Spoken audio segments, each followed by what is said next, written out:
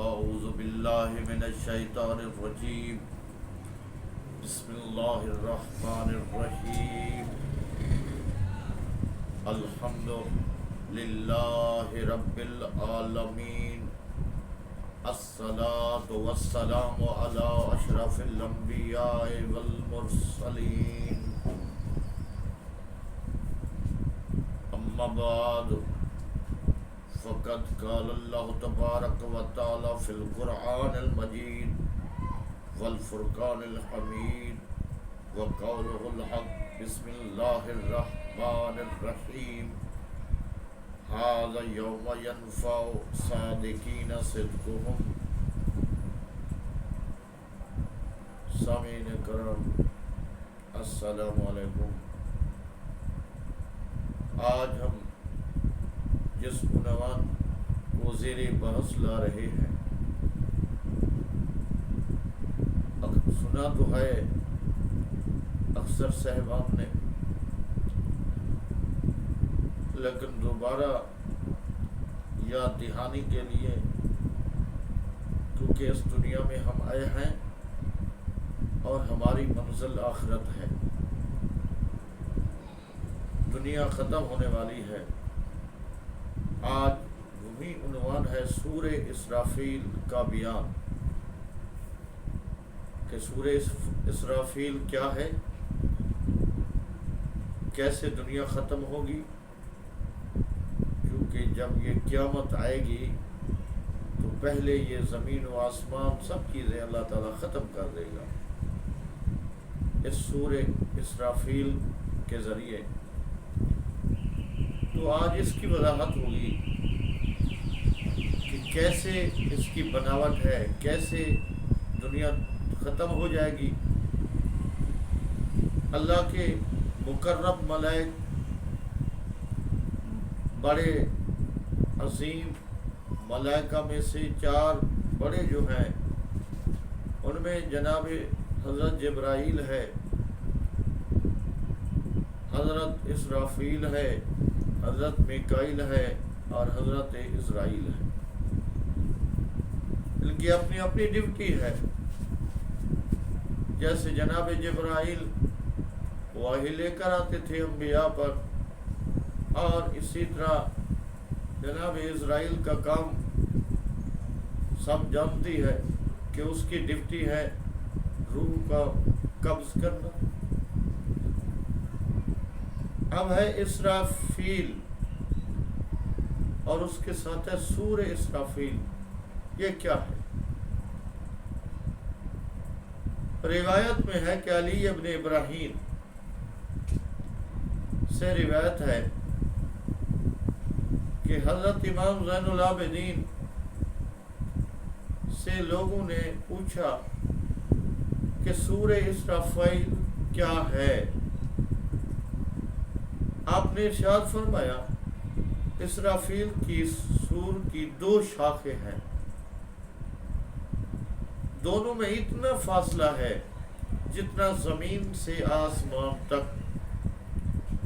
پہلی دفعہ جب اللہ کا حکم ہوگا تو اسرافیل بیت اللہ پر نازل ہوں گے، سب تب فرشتے دیکھ کر کہیں گے کہ اللہ کا حکم ہو گیا ہے، تمام اہل زمین و آسمان مر جائیں۔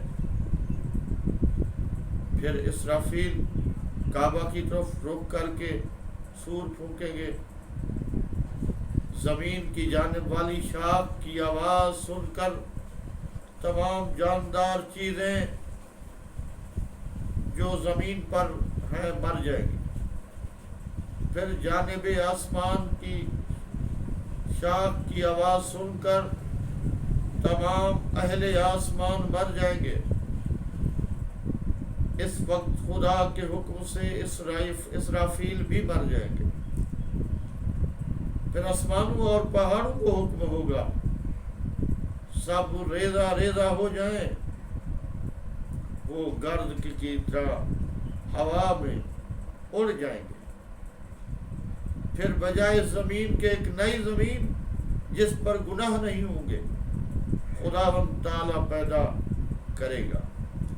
اور اس زمین پر پہاڑ، درخت، امارات اور گھاس وغیرہ کچھ نہ ہوگا۔ عرش الہی پانی پر قائم ہوگا۔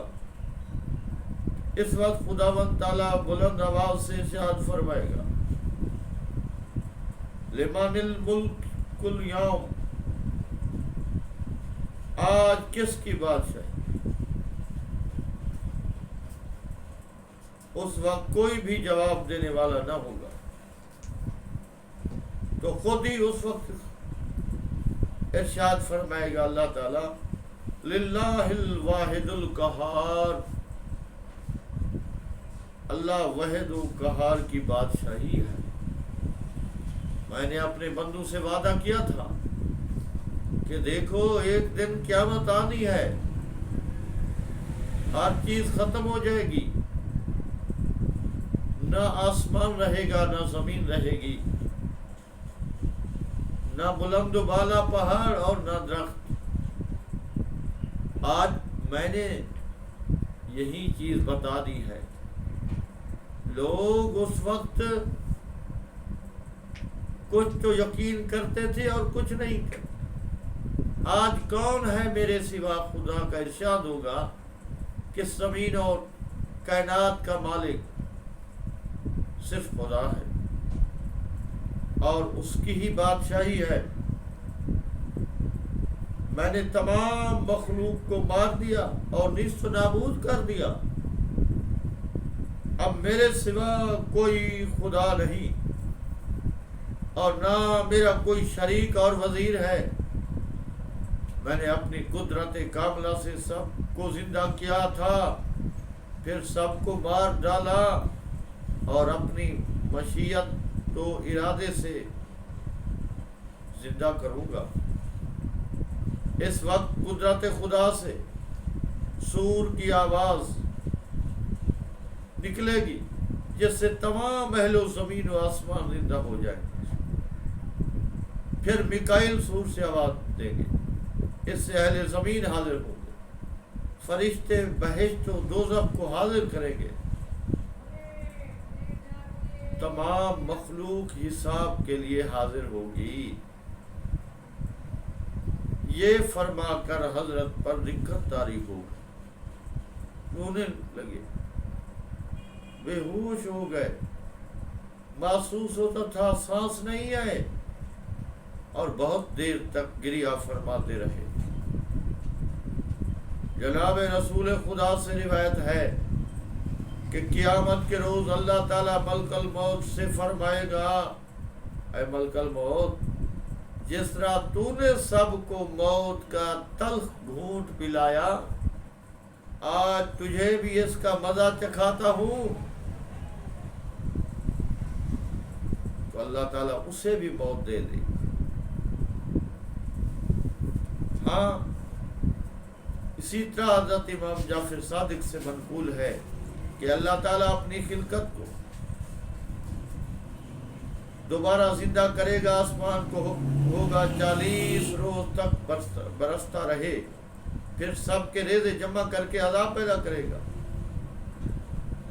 اور پھر فرمائے گا ھذا یوم ینفع الصادقین صدقہم، دیکھو آج ہی سچے لوگوں کی سچائی کا دن ہے، جب انہیں وہ سچائی ان کی فائدہ دے گی۔ تو آج کے اس واقعہ میں جو کہ اکثر لوگ کبھی غور بھی نہیں کرتے، بس سن لیتے ہیں قیامت برپا ہوگی، کیسے ہوگی، کیا ہوگا۔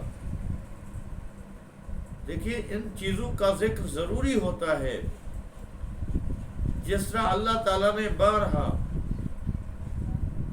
اے ایمان والوں کے لفظ سے مومنین کو پکارا اور کہا کہ تم اللہ سے ڈرو، تم نماز قائم کرو، یوم آخرت کے لیے سامان کا انتظام کرو۔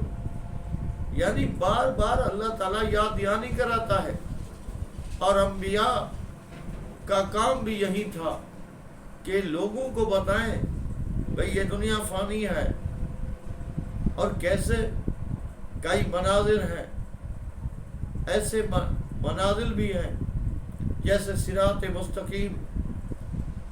اسی طرح آج کا واقعہ جو میں نے بیان کیا ہے، سورہ اسرافیل کا بیان، یہ سب چیزیں قیامت کے علامات، کا قیامت برپا ہونے کے لیے یہی کافی ہوتی ہے.